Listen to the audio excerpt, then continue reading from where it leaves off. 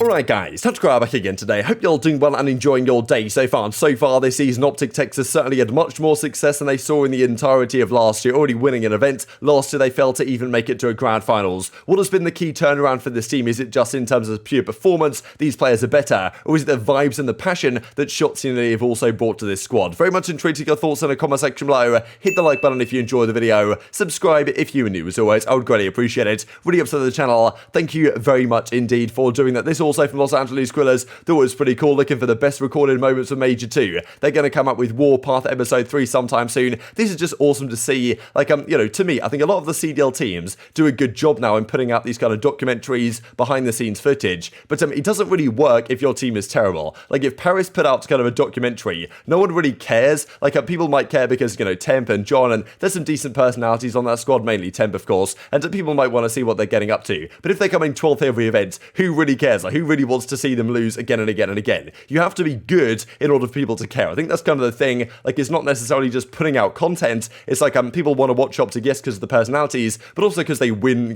win matches, they win events. People would love to see what it's like behind the scenes of the kind of the story from kind of failure all the way to success, and that's exactly what Los Angeles Guerrillas have pulled off right here. So that's the thing. The organization can't just invest in content, staff and stuff. I think the content's going to blow up. They also have to be good, because all of a sudden when the players are good and winning championships, and you've got that great storyline and kind of a character arc that some of the players have had, then people get way more engaged in those personalities, and as a result your content can take off. So I think that's going to be the key. Sure, this is going to be a great one. They've done a great job with the first couple of episodes, of course coinciding with pretty lackluster results, and then Major 2 of course turns around massively. The crazy Minnesota Major 2, even last year's Major 2 was ridiculous as well. So maybe that's going to be the one every year where you get some crazy results. This from Doug sent to Martin, number 22 overall in the world. Pretty impressive stuff from Doug. I mean, look at him, he's dropping the thumbs up in the chat. Like, this guy's absolutely unstoppable. But yeah, 22 on the world ladders. Thought the ladders are really cool, to be honest, here in ranked play now. Definitely adds a lot to it. Back in World War II, this is when guys like, Ryan Bacard and even aBeZy, I'm pretty sure when aBeZy was basically unknown, he had 2 accounts at the top of the ladders in their World War II rank play system. So that was awesome. Good to see they brought that back. Hopefully, they can bring this into next year's title as well, even though I'm not all that convinced that, Infinity Wards are going to do the greatest job on that front. This also worthy of mention as Gunless has $1,000 guaranteed 4v4 champs with classic Arcitys and Prestinni. So rolling it back a little bit, right, Arcitys, Prestinni and Gunless to the United days when they had Cellium on this team in addition to those 3 when they won that event back at, I guess it was CDL Atlanta 2017, I guess it was. Yeah, crazy times. It feels so long ago now. But, these guys playing some online tournaments. Good to see this happening, to be honest. I think a lot of teams and, players are kind of stepping up the amount of practice they're putting in. Gunless, I guess, still well enough to play right now. I think he reckons that surgery might be on the horizon for him. So, wonder what will happen with him really on Los Angeles Guerrillas, because you guess for now they're going to play with Spart. Whether that lasts long term, who knows? Whether Gunless comes back at some point, or whether they say to Gunless, like, look, hey, we want to continue with Spart. We feel like that's better for our pacing. But, maybe Gunless gets a chance elsewhere. I'm sure it'd be a very hot prospect on the market if he's, fully healthy and ready to go. Let's dive into the OpTic stuff. Then I don't know if you guys saw this clip a couple of days ago, but it came out of Shotzzy. I think he did some sort of like, I don't know what it was, download speed test, internet speed test or something, and the stream was asking him to basically like show what it was. And of course his IP address is on there, just straight up reveals all the way to the chat. And Zero's like, you're a special breed, my brother. This guy absolutely cannot be stopped. Hopefully, everything's okay for Shotzzy, but this guy, honestly, like, I can't believe some of the stuff this guy does sometimes, but he is unbelievable at Call of Duty. There's no doubt about it. He's been streaming the last few days. This is a hilarious couple of clips that comes out that Critters Hidden points out. Basically he gets a guy on his team here playing League Play who's, maybe a more stereotypical younger OpTic fan. He's maybe not a big fan of the Atlanta FaZe guys, and he's talking about, Arcitys and aBeZy. Not just that he doesn't like him, but also that he's going to absolutely body them in whatever matches they play. So I'll play this clip on screen for you guys, I guess now, because it's just too funny to kind of avoid. Then we'll talk about OpTic in a bit more detail. Bro, can I tell you something? Yeah. I will smack Arcitys, bro. What? I will smack Arcitys, bro. Like, what way smack him? Like, smack him in the face or like on him? No, like, I'll smack him in COD. Like, he's trash. Damn. Holy I just got smacked. Damn, you don't like Arcitys? No, Arcitys is bad. Yo, chill. Deadass? You're way better than Arcitys, bro. No way. Deadass? Yes, Arcitys is trash. They're just bad in all ways. Even aBeZy? Like, you said what? aBeZy too or what? I will smack him too, bro. Yo, where did he get this confidence from, bro?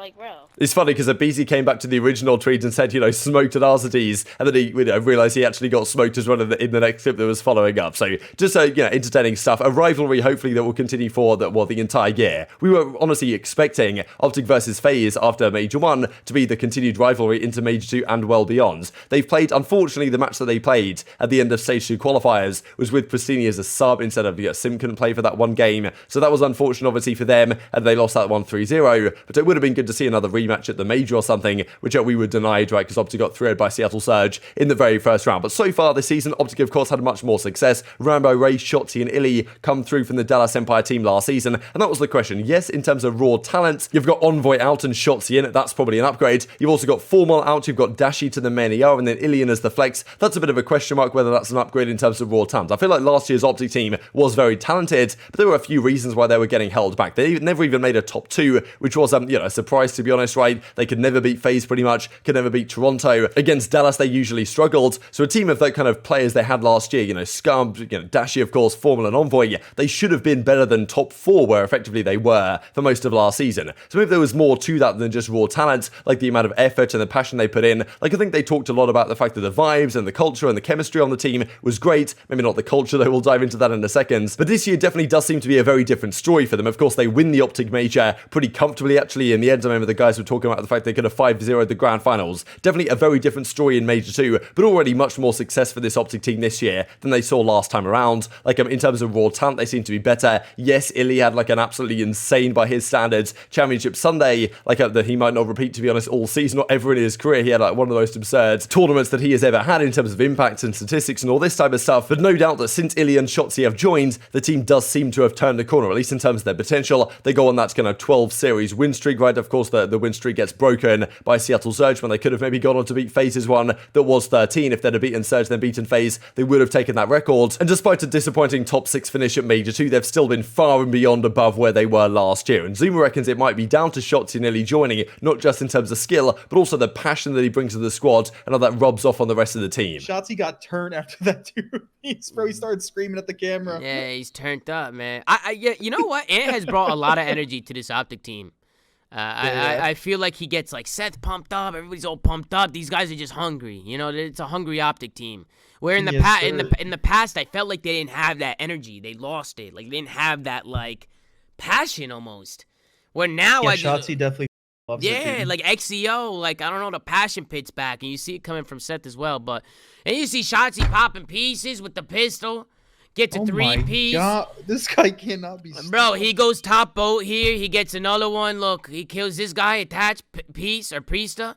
He jumps down boat. He slides out here, gets another one. Boom. Take care. So you guys might remember this clip right from this is, I guess, when they were completing the reverse sweep at stage 1, when, Shotzzy got this 3-piece and he gets so hyped, like you can see right here in the little camera, like he gets this 3-piece mid-round when Cellium's still alive. He's, talking to the crowd and getting hyped as a result of it. So that's just kind of what Shotzzy brings to the table. If you guys have watched those CDL kind of, what are they, inside the comms type videos, like you can see that Shotzzy in these matches gets, he puts a lot of energy into this, right? And I think it was somewhat different, especially listening to their listenings this year compared to last year, and just some kind of how things look behind the scenes, and also like in game when they're doing the fist bumping and stuff. Feels like the team culture this year is somewhat different, not just in terms of kind of the passionate and the skill, but also in terms of putting in the effort outside of the game, because that was a big discussion last year. Like, was the passion actually there from that quartet? Like, I honestly searched on Illy's Twitter. I just looked up passion, and I saw so many tweets from across the years, and there was a Black Ops 3 clip right here, and I just thought I'd share this one because I think I remember this one or seen this one before. Absolutely absurd. Like, this guy in Black Ops 3, Charles, like I was watching recently Natured and Bose's Road to 100. No, I pretty much finished there kind of at season 1 of that, and then I went to continue with Merc and then Natured's Road to 100 No on this game. Like, honestly, just phenomenal. But like the passion from Illy unmatched throughout his entire career, even since these days when he was like 15, just straight up gunning kids, even though it's a little bit more recent than that one. But of course, you guys will remember at the end of last year when Envoy of course left the team and Shotzzy was coming in, like kind of weighing in on what went wrong for OpTic Chicago, like saying how they stopped streaming last year, they even got less, we cared less effectively. initially when they stopped streaming. The idea was they were going to stop streaming their practice and really doing anything content-wise towards the end of last year to focus up towards champs. It actually worked out the other way around. The passion fell off, and it wasn't necessarily a one-person issue that Envoy was talking about, but just a team-wide kind of culture issue. With Rambo there now, they're certainly not going to be allowed to take their foot off the gas, like at Shotzzy and Illy in a very similar way, what they bring to the party. And it seems to have reinvigorated Scump to some degree, just in terms of he feels a little more positive, like he seems a lot more positive in his attitude and his aspect than he was last year. Stuck in a team not necessarily performing, and I'm sure, of course, the victory at Major 1 is going to give him a lot of confidence still going into the year, especially because Major 2 was at tournaments, have some crazy upsets and results anyway that I'm sure is going to, well, keep them on the right track. And of course, the other side of that team last year was the FormaL picture, where kind of people thought and people kind of realised, like, FormaL might not be having the greatest time on this team, might not really be enjoying himself, and like the passion didn't really seem to be there from FormaL. Yes, his comms were spectacular, but as soon as this season ends and OpTic decide to go in a different direction from FormaL, as they mainly are, FormaL just retires from COD, which kind of goes to show, like, his head maybe wasn't fully in the game last year, wasn't really enjoying getting on for practice. He made that quite clear, right, that he got frustrated playing these Call of Duties the last few ones. Of course, the competitive drive was still there. He's now gone on to play Halo very successfully for the OpTic team as he is right now, but no doubt the passion in Call of Duty was kind of gone, right? So it seems to me that Zuma's probably on the money here. The Shotzzy nearly coming in for a few reasons has turned this team around. Whether it transpires into results, though, for the rest of the season, that of course remains to be seen, because they want to win another World Championship, they want to win a LAN World Championship. This honestly, like, I guess this does look kind of like me, right? This whole, this is Scrappy, basically, from the North American Ultra Academy, and Gizmo made him his profile picture, so I just thought it was pretty funny to bring this up on stream, to be honest. But, you know, I think still the results need to come from the OpTic guys for the rest of the season. Rambo's talked a fair bit about the fact that, okay, yes, we don't mind losing as long as we win champs, but of course you want to win every event at the end of the day. Now, I just wanted to briefly comment on this before we close out the video here from Sat. He does a pro player tier list, which are like, whenever this type of stuff happens, it's always going to be controversial and very challenging to do, actually very well. Like, look, I think most people are saying this list is pretty terrible. I think probably any list that anyone puts together is going to be terrible because it's tough to please anyone. I will say, though, I think there's a few comments here that make sense. Like, I'll kind of run through a few things. I feel like Nero being an F tier worst in the league is probably a little bit ambitious. Like, it's probably a little bit unfair given he's on a team that just got top 3. Also, I feel like the S tier as a tier shouldn't just be the entire OpTic and FaZe teams. Like, I feel like there's some players that are actually S tier. Like, you could split up the S tier into like S plus tier, S minus tier, I don't know. Because, like, you know, to me, it's Dashy, it's Cellium, it's probably Shotzzy, top 3 players in the game. I would say, like, if there's, you know, those are probably to me the only S tier players. And then behind them, you've got, you know, kind of aBeZy, Simp, Scump, all in that kind of ballpark. Arcitys, I guess, is also there and thereabouts, but I'd probably put most of those guys down in the A tier, to be honest, and just make those other tiers slightly bigger. Most of these middle tiers, I guess, are okay. I feel like Asim, at least on this game and on current form, may even be an A tier player just in terms of pure impact. I'm not necessarily sure Octane deserves C tier, to be honest, like, given the players that he's above right now. Like, I feel like Octane's been less impactful and probably done less than a lot of the players in the D tier. But, you know, obviously these lists are very challenging to do. It's not going to affect everything too much, but I feel like, you know, people need to kind of reassess their expectations of what S tier actually is. Like, you know, that's a class of player that's above the rest of the pack. And I feel like it's very clear that there's significant differences in performance, even within the OpTic and FaZe teams. But definitely intrigued to your thoughts in the comment section below. If you guys haven't checked out this video as well, the best pro plays on every map in COD history, an absolutely beautiful one the boys put together, then feel free to do so. But very much intrigued to your thoughts and all this stuff in the comment section below.